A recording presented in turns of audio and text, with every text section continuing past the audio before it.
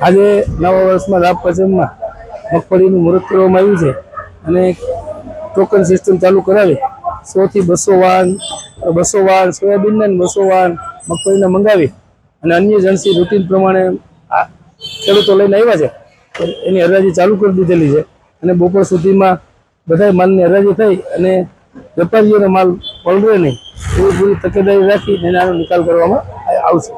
30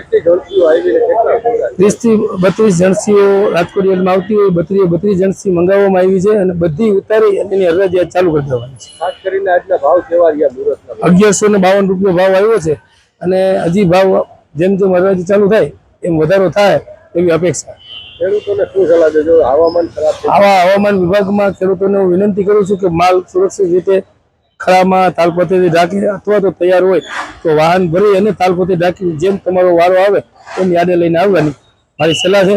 યાર્ડમાં પણ પલળવા નહીં દઉં એની હું ખેડૂતોને ખાતરી આપું છું।